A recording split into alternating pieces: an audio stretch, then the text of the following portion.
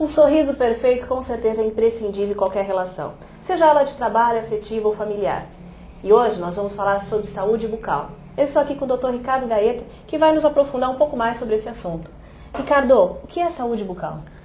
Bom, saúde bucal, em primeiro lugar, é ter uma boa higiene, é ter uma condição de mastigação, uma condição satisfatória para se viver bem. E a saúde, ela começa pela boca. Por mais que muita gente não saiba, a saúde, ela começa com uma boa higiene, começa com uma boa mastigação, e para isso é necessário o uso do fio dental, é necessário se alimentar bem. A alimentação também influencia nessa questão da saúde bucal? Influencia muito. Alimentos, o carboidrato influencia muito na alimentação, alimentos fibrosos limpam muito. Quando a gente não tem a possibilidade de estar escovando o dente, a gente usa alimentos mais fibrosos, a gente chama de alimentos detergentes, eles ajudam muito a limpar. E certa vez eu escutei que se você não pode fazer uma escovação, ela pode ser substituída por alguns alimentos. Então você pode comer um pedaço de maçã, você pode ingerir uma pera, um queijo. Isso é real, então?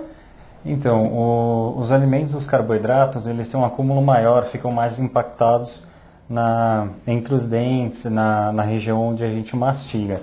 E os alimentos fibrosos, como a maçã, a pera, a cenoura, eles ajudam a limpar esses alimentos que estão acumulados, não substituindo o fio dental e a escovação. Lembrando que antigamente não existia escova, não existia fio dental e antigamente os povos antigos eles limpavam o dente com raízes, com frutas, e era uma maneira muito eficiente de se natural, limpar. Né, Ricardo? Não existia açúcar, não existia esse tipo de coisa. Então eles usavam métodos naturais para se ter uma higienização. Que é importante até ressaltar isso que você falou. Hoje também a gente percebe que tem um problema maior com a questão da saúde bucal, até pela questão do açúcar, dessa alimentação que é um pouco distorcida. Tipos de alimentos muito conservantes nos alimentos, muitos alimentos ácidos, né? A gente tem esse problema.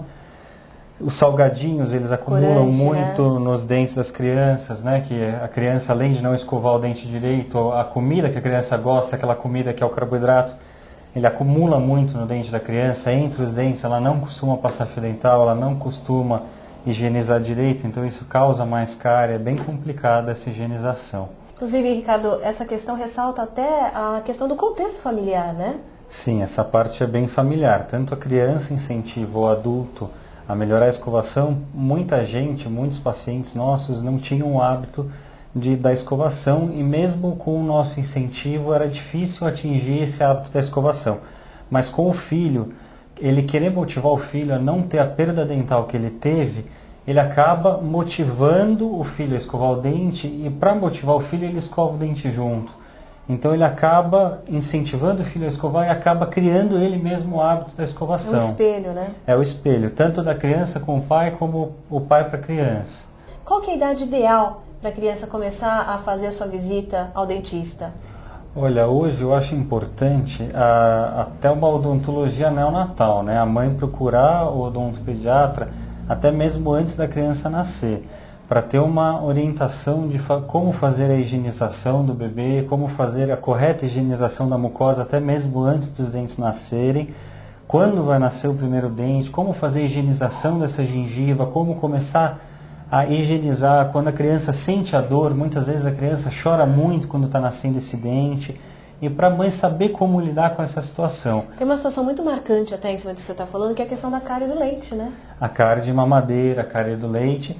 A criança não sabe, essa é a primeira hora que a mãe começa com açúcar, a criança não sabe o que é doce, ela não sabe o que é açúcar, e muitas vezes a mãe coloca o açúcar para a criança parar de chorar e não é necessário, porque ela não conhece o que é doce. Já escutei isso várias vezes. Põe um pouquinho mais de açúcar que ela vai gostar, mas ela não tem essa necessidade. Eu acho muito importante essa odontologia neonatal, a mãe procurar o dentista antes da criança nascer, para ela já aprender toda essa odontologia prévia para a criança, para a mãe já estar instruída antes da criança nascer. Agora a gente escuta muito hoje em dia falar sobre clareamento, que é um método que realmente é eficaz.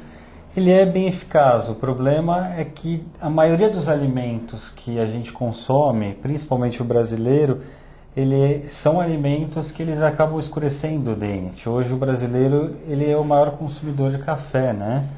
ele consome muita Coca-Cola, muito corante, São vilões aí nesse processo. Exatamente, o cigarro é um vilão. Então, o clareamento ele tem uma duração menor, né? Mas ele tem uma funcionalidade muito boa, ele clareia bem os dentes. Então, o importante é a pessoa tentar evitar esses vilões. Tem que ter uma disciplina aí também do paciente, né? Para manter esses dentes bem clareados. E fala pra gente, qual o conselho que você dá para quem hoje quer ingressar na área como você, que tem esse sonho? Olha, tem que gostar muito, tem que saber que vai enfrentar muita coisa, tem que estudar muito, tem que ter noção que mexer com a saúde bucal é muito complicado, é mais psicológico, a pessoa vem normalmente emocionalmente abalada por estar com uma deficiência estética. Então, antes de devolver a estética para a pessoa, a gente tem que trabalhar com o emocional da pessoa, saber com o que a gente está lidando. Normalmente é uma deficiência estética que a pessoa já carrega há anos. Então, antes da gente devolver esse problema, devolver a cura para a pessoa, a gente tem que trabalhar o emocional dela. Porque ela tem uma vergonha, ela tem um problema social envolvido. Às vezes até se exclui da sociedade, né? Exatamente, exatamente. Ela está excluída da sociedade. Então, normalmente, para devolver essa resposta para ela, a gente precisa fazer um trabalho. Às vezes tem que devolver a estética aos poucos, não de uma vez só. Então tem que ver como que é o psicológico dessa pessoa. Tem um trabalho aí, pelo que você está falando, do especialista, do profissional, né? Capacitado, Exatamente. gabaritado para isso, mas tem também um trabalho emocional. Todo emocional, né? exatamente. Que é imprescindível durante todo esse tratamento. Há quantos anos a pessoa tem esse problema? Exatamente. Normalmente tem pessoas que até deixam o bigode crescer, deixam algum aspecto na face, não falam, não riem, para não mostrar um defeito estético. Tem pessoas que às vezes não jantam na frente dos filhos, ou não comem na frente das pessoas por algum problema. Situações constrangedoras, né? Situações muito constrangedoras por algum problema de alimentar ou algum problema estético na boca mesmo. E deve ser um resultado satisfatório, né? Muito gratificante você perceber, você acompanhar esse tratamento do teu paciente, resgatá-lo para a sociedade, É verdade, né? A maioria deles acabam virando amigos, né? Eu imagino. A maioria. É uma gratidão eterna, né, Ricardo? É muito gratificante. Normalmente é uma luta muito grande, mas acaba sendo muito satisfatório.